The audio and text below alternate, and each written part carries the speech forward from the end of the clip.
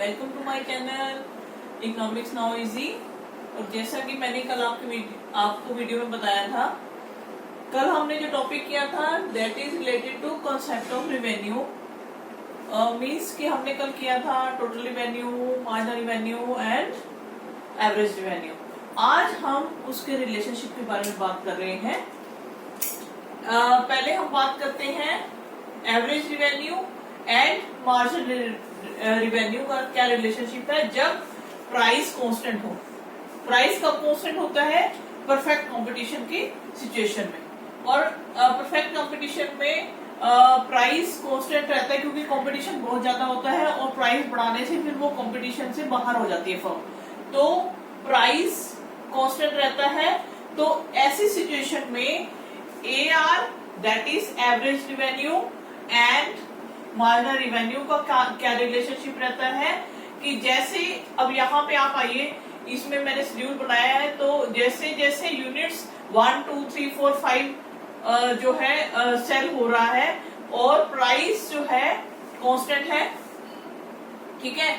तो प्राइस 5 ही है हर यूनिट का।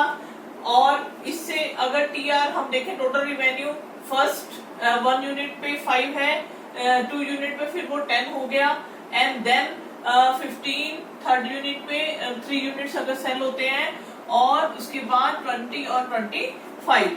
अब आप ये देखिए कि हर प्राइस हर लेवल पे प्राइस सेम है, तो ईच एडिशनल यूनिट का जो भी मतलब ऐड हो रही है यूनिट, उसका प्राइस 5 ही है। तो AR एवरेज यूनिट हो गया। ये average unit is always equal to, इस सिचुएशन में average revenue is always equal to price, ठीक है। And TR value according to multiplication of 5, 10, 15, 20 and 25 हो रहा है। और मार्जिनल क्या होता है? मार्जिनल रिवेन्यू मैंने बोला था कि जो भी एडिशनल यूनिट सेल होती है उसका यूनिट, उसका डिफरेंस और पिछली जो यूनिट सेल हुई है, मतलब लास्ट यूनिट जो सेल हुई है उससे पिछली यूनिट जो सेल हुई है, उन दोनों का डिफरेंस मैंने बोला था ना, TRN माइनस TRN माइनस 1। तो मार्जिनल रिवेन्यू क्या हुआ? 5, 5, 5 एंड 5, मतलब कांस्टेंट हुआ। तो ये जो शेड्यूल के अगर हम स्टडी करते हैं तो AR 5, 5 ईच लेवल पे 5 है और MR भी ईच लेवल पर 5 है। तो इस हिसाब से अगर हम ग्राफ बनाते हैं तो ये एक horizontal parallel to this x axis graph बनेगा। तो ये AR इस लेवल में AR is equal to MR, ठीक है। मतलब ये दोनों इस स्टेज में, किस स्टेज में? जहां पर प्राइस कांस्टेंट है वहां पर AR is equal to MR रहेगा और ग्राफ जो है वो रहेगा x axis horizontal to x axis, ठीक है। अब नेक्स्ट हम रिलेशनशिप अगर स्टडी करते हैं तो that is TR and MR में क्या रिलेशनशिप है, यही हम शेड्यूल को स्टडी करते हैं। तो AR is equal to MR हमने किया था, ठीक है। तो MR का ग्राफ क्या हुआ? Horizontal to x axis.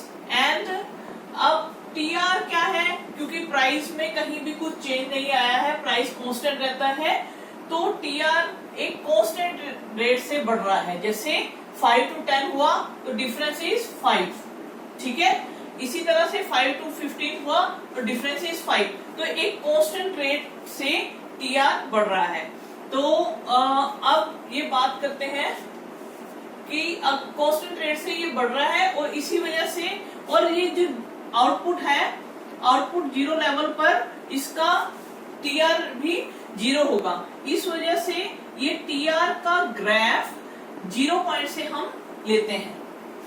समझ गए हैं कि जैसे रिवेन्यू 0 आउटपुट लेवल पे, क्योंकि 0 पे कोई चीज सेल नहीं हुई है, कोई आउटपुट का यूनिट सेल नहीं हुआ है, तो रिवेन्यू भी 0 है। और इसी वजह से हम लोग जो है इस TR ग्राफ को 0 पॉइंट से शुरू करते हैं, ठीक है। उसके बाद 5 हुआ, TR 5 हुआ, और 5 के बाद 10 हुआ, 10, 15, 20 एंड 25। ठीक है, तो ये पॉजिटिवली स्लोप एक स्ट्रेट लाइन बनेगी। ठीक है, और ये दोनों AR और MR horizontal to x axis, and this is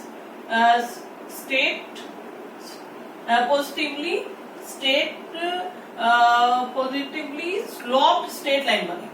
ठीक है, अब हम बात करते हैं, 2 पॉइंट हमने स्टडी किए हैं, AR एंड MR का रिलेशन, TR एंड MR का रिलेशन, कब? जबकि प्राइस कांस्टेंट है। ठीक है, अब हम बात करते हैं जब प्राइस फॉल होता है with the rise in the output. जैसे जैसे ये परफेक्ट कंपटीशन की सिचुएशन नहीं है, यहां पर एक ऐसी सिचुएशन है कि हमें ज्यादा से ज्यादा अपना आउटपुट बेचना है, और वो किस लेवल पे हम बेच सकते हैं, क्योंकि हम परफेक्ट कंपटीशन में नहीं है, कॉम्पिटिटर हमारे इतने नहीं है। तो ऐसी सिचुएशन में हम अपने आउटपुट को इंक्रीज लेवल पे भी मतलब इंक्रीज लेवल पे बेचते हैं, पर इससे क्या होता है कि हमारा आउटपुट इतना नहीं बिक पाता। तो प्राइस अगर हम फॉल करते हैं तो आउटपुट बढ़ता है। तो ये सिचुएशन हम स्टडी कर रहे हैं, price falls with rise in output. ठीक है, तो जैसे जैसे हम यूनिट्स को बढ़ाते हैं, ठीक है, और वो प्राइस जो है डाउन होता जाता है।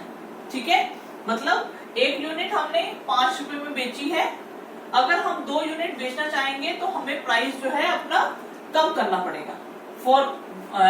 मतलब 4 रुपीज पे हमारे 2 यूनिट बिकेंगे। इसी तरह से अगर 3 करेंगे तो 3, मतलब डाउनवर्ड रहेगा प्राइस। ठीक है, ये सिचुएशन मतलब मैं आपको बता रही हूँ कि ऐसी सिचुएशन में हमारा AR और MR का क्या रिलेशनशिप रहेगा। ठीक है, अब इस सिचुएशन में 5, 4, 3, 2, 1 प्राइस फॉल्स हो रहा है, और इससे क्या है, TR भी हमारा, जैसे फर्स्ट यूनिट में 5 रुपीज था इसका प्राइस, और 1 यूनिट हमने सेल किया था, और TR इसका 5 रहा। उसके बाद 2 यूनिट हमने बेचने थे, तो हमें 5 पे नहीं बिके, वो 4 रुपीज पे बिके हैं, तो TR 8 हो गया। और इसी तरह से 3 यूनिट्स पे 3 हमने प्राइस रख के 9 रुपीज। तो इस तरह से ये TR का TR falls with the rise in the output. ठीक है, 5, 8, 9, again 8 and 5 according to this price level, 5, 4, 3, 2, 1। ठीक है, और MR देखें तो फर्स्ट में तो 5 रहा, सेकंड में 8 माइनस 5। मैंने बोला था ना कि अगले यूनिट से पिछले यूनिट को लेस करते हैं, तो 8 माइनस 5 इज इक्वल टू 3। तो नेक्स्ट में 3, फिर 1, फिर -1 एंड 3, -3। मतलब कि जो MR है, MR falls twice than AR. MR falls twice than AR. So MR curve is steeper. अब हम बात करें इसको ग्राफिकली, अगर हम देखें तो MR का कर्व यहां से it becomes steeper than AR, and it becomes negative also. ठीक है, as compared to AR. So this is the relationship between AR and MR when price falls with rise in output. ठीक है, तो this is the whole relationship between AR, MR and TR, MR with the situation of price settlement, price when the price is constant, then the relationship with this and this type of graph we have to draw, and after that अगर हम price fall वाली situation को अगर मतलब हमें handle करना है, तो the graph is of this type. ठीक है, तो this is the whole topic about revenues relationship. And अगर आपको मेरा वीडियो पसंद आता है तो इसे लाइक करें, शेयर करें, सब्सक्राइब करें। ओके।